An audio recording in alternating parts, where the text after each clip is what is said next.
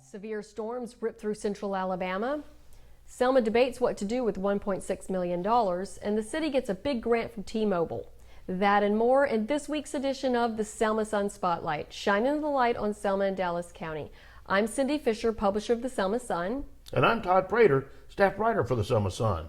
Here are this week's top stories. Severe storms and numerous tornadoes moved through the Black Belt area March 30th and into the morning of March 31st.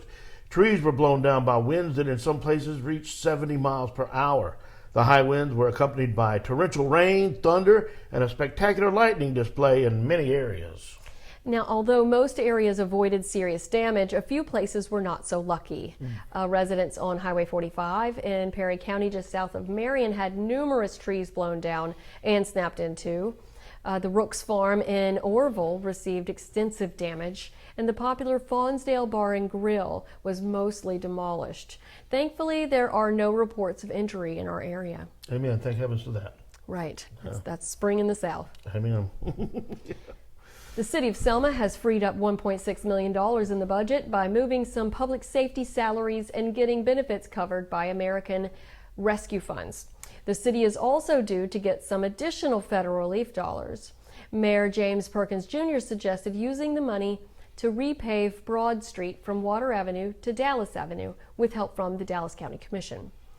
Councilman Clay Carmichael agrees that improvements downtown would be best for the whole city, but Councilwoman Jannie Thomas would rather use those funds in each ward for the many issues that need to be addressed before it gets spent downtown. Finance Committee Chairman Troy Harvill wants repairs to city buildings to be considered and asked the city for a complete list of city-owned buildings that need repair and the price tag. You know, Councilwoman Jannie Thomas has been a very outspoken and strong advocate of council members getting more in their budget to do the repairs and renovations in their wards.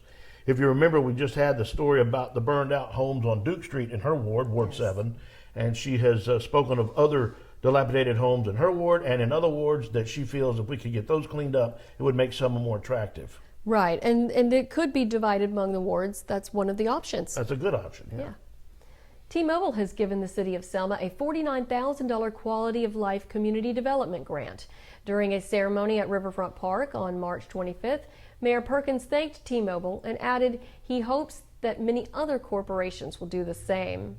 Planning and Development Director Danielle Wooten says the money will be used for improvements to Riverfront Park, which will include the purchase of trash receptacles, picnic tables, and shade awnings. And the George Evans building will also be enhanced. That'll be nice in that park. Make it more attractive for everybody to come have some fun. It's good to get a grant. Good family stuff. Speaking of families, Team Rubicon, which is a veteran-led disaster response organization, is in its second year here in Selma and Dallas County, helping families repair storm-damaged homes. They came to Selma and Dallas County in March of 2021 to help families rebuild after a series of storms that we experienced between 2019 and 2021, which include Hurricane Zeta in October of 20 that left a lot of damage. Senior Associate of Rebuild Operations Brandon Callahan says that their initial relief team came to Dallas County after the Burnsville tornadoes in March of last year, but while they were here, they noticed that there were many homes still damaged from Hurricane Zeta, which was 6 months earlier. Team Rubicon's repair and restoration team put people's homes back together, but currently they have a 10-home commitment, but want their commitment here in Selma to expand. So what they're trying to do is to get more sponsors to support their efforts. They need financial sponsorship as well as people to volunteer and help with the actual construction. If you're interested and you need more information, you can go to their website, teamrubiconusa.org. Yes, storm-related. Storm-related, yeah, and that's happened a lot. But it does. Like you just said, spring in South And we all come together to fix it. That's right. That's what community does. A ribbon-cutting ceremony for the new Orville Community Walking Trail will be held along with a walk-run event on April 23rd.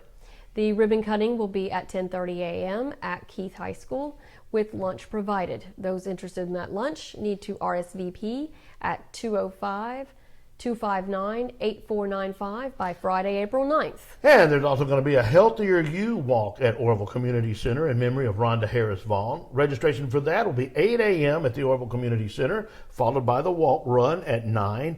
And then after that, participants will go to the high school for the ribbon cutting. If you need information for that, 334-412-4228 is the number to call. Well, thank you for joining us for this week's edition of the Selma Sun Spotlight.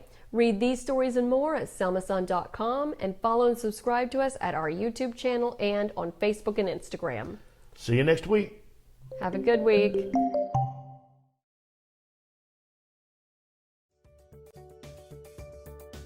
Share what your company has to offer during the Selma Sun Spotlight, a weekly newscast that earns 20,000 views a month on the Selma Sun social media platform.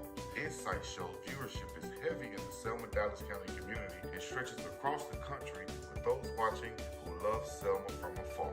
Become a presenting sponsor, industry sponsor, contributing sponsor, or a segment sponsor. Contact publisher Cindy Fisher at area code 205-789-0973.